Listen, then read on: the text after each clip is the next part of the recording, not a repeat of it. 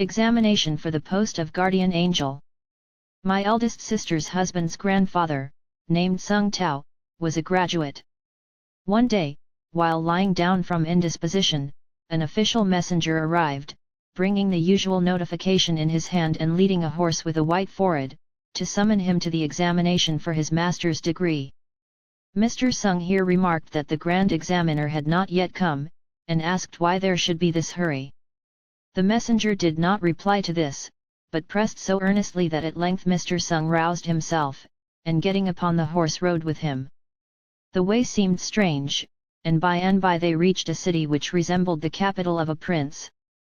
They then entered the prefect's yamen 38, the apartments of which were beautifully decorated, and there they found some 10 officials sitting at the upper end, all strangers to Mr. Sung, with the exception of one whom he recognized to be the god of war. 39 In the veranda were 2 tables and 2 stools, and at the end of one of the former a candidate was already seated, so Mr. Sung sat down alongside of him.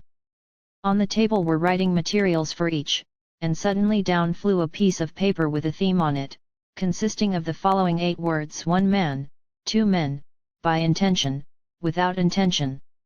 When Mr. Sung had finished his essay, he took it into the hall. It contained the following passage: those who are virtuous by intention, though virtuous, shall not be rewarded. Those who are wicked without intention, though wicked, shall receive no punishment. The presiding deities praised this sentiment very much, and calling Mr. Sung to come forward, said to him, "A guardian angel is wanted in Honan. Go you and take up the appointment." Mr. Sung no sooner heard this than he bowed his head and wept, saying, "Unworthy though I am of the honor you have conferred upon me, I should not venture to decline it, but that my aged mother has reached her 7th decade, and there is no one now to take care of her.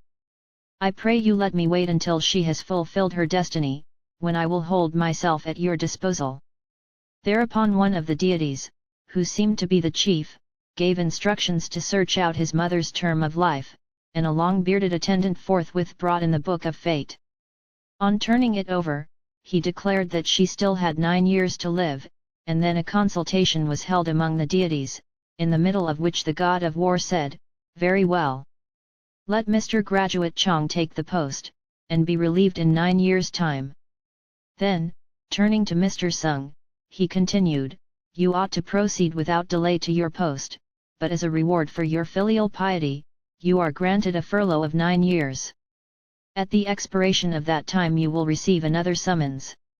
He next addressed a few kind words to Mr. Chong, and the 2 candidates, having made their kowtow, went away together.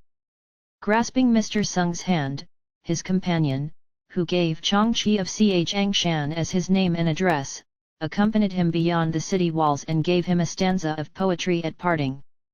I cannot recollect it all, but in it occurred this couplet: "With wine and flowers we chase the hours. In one eternal spring. No moon, no light, to cheer the night. Thyself that ray must bring."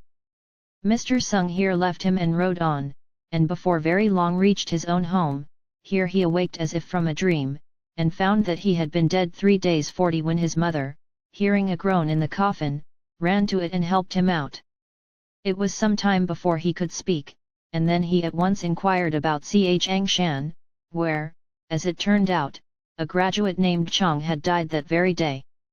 9 years afterwards, Mr. Sung's mother, in accordance with fate, passed from this life, and when the funeral obsequies were over, her son, having first purified himself, entered into his chamber and died also. Now his wife's family lived within the city, near the western gate, and all of a sudden they beheld Mr. Sung, accompanied by numerous chariots and horses with carved trappings and red tasseled bits, enter into the hall, make an obeisance, and depart. They were very much disconcerted at this, not knowing that he had become a spirit, and rushed out into the village to make inquiries, when they heard he was already dead.